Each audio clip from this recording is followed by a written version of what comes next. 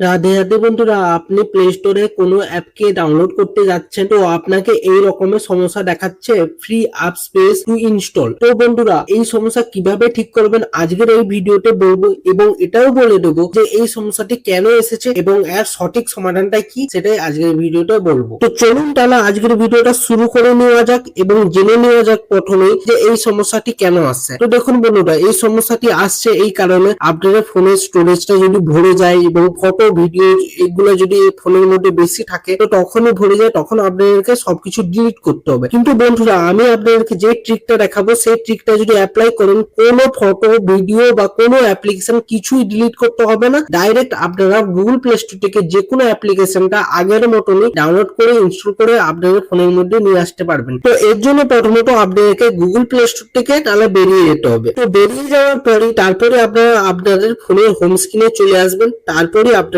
ফোনের সেটিংসটাকে ওপেন করে নেবেন। ওপেন করে নেওয়ার পরেই দেখতে পাবেন এরকম একটা ইন্টারফেস আসবে। তারপরে আপনারা স্ক্রল ডাউন করে আসবেন। স্ক্রল ডাউন করে আসার পরে এখানে শো করবে অ্যাপস। অ্যাপসে টাচ করবেন। টাচ করে দেওয়ার পরে তারপরে আপনারা কি করবেন, ম্যানেজ অ্যাপসে টাচ করবেন। টাচ করে দেওয়ার পরে দেখতে পাবেন আপনার ফোনের মধ্যে যে সমস্ত অ্যাপ্লিকেশন গুলো আছে না, সবই এখানে লোডিং হয়ে চলে আসবে। যেমন কি আমার এখানে লোডিং হচ্ছে, মানে আমার ফোনের মধ্যে যে সমস্ত অ্যাপ্লিকেশন গুলো আছে সবই লোডিং হয়ে চলে আসলো। তো চলে আসার পরে তাহলে আপনারা কি করবেন, এখানে স্ক্রল ডাউন করে আসবেন। স্ক্রল ডাউন করে আসার পরে তারপরে আপনাদেরকে একটা ট্রিক অ্যাপ্লাই করতে হবে। কি ট্রিক অ্যাপ্লাই করবেন, যেমন আমি ফেসবুকে টাচ করছি। টাচ করে দেওয়ার পরে তারপরে এখানে কি করতে হবে, স্টোরেজ এখানে টাচ করতে হবে। টাচ করে দেওয়ার পর নিচের দিকে যে শো করছে ক্লিয়ার ডাটা, এখানে টাচ করে ক্লিয়ার ক্যাচে করে একবার ওকে করবেন। তারপরে আপনারা কি করবেন, ব্যাক করবেন। ব্যাক করে দেওয়ার পরে তারপরে আপনাদেরকে কি করতে হবে, যেমন কি এই ফ্লিপকার্টে আমি টাচ করছি, স্টোরেজে টাচ করছি। টাচ করে দেওয়ার পর নিচের দিকে যে শো করছে ক্লিয়ার ডাটা, এখানে টাচ করে ক্লিয়ার ক্যাচে করে একবার ওকে করবেন। তারপর নিচের দিকে আবার শো করবে ক্লিয়ার অল ডাটা, এখানে টাচ করে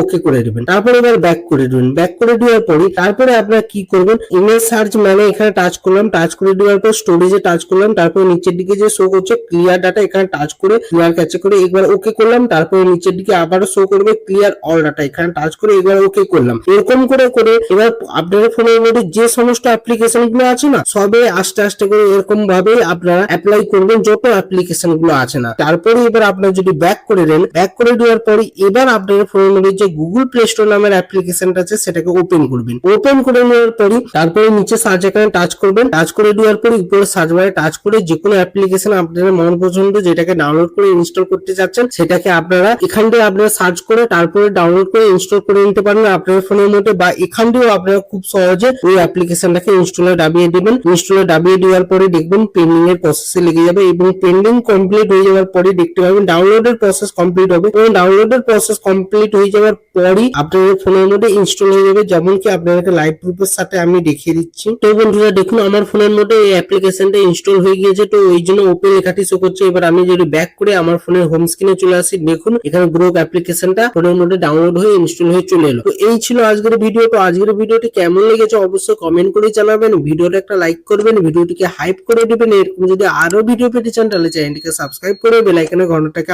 অলে করে দিবেন। তাতে কি হবে, নতুন ভিডিও নোটিফিকেশন পেয়ে যাবেন। ভালো থাকবেন, সুস্থ থাকবেন, দেখা হচ্ছে নতুন ভিডিওতে। রাধে রাধে।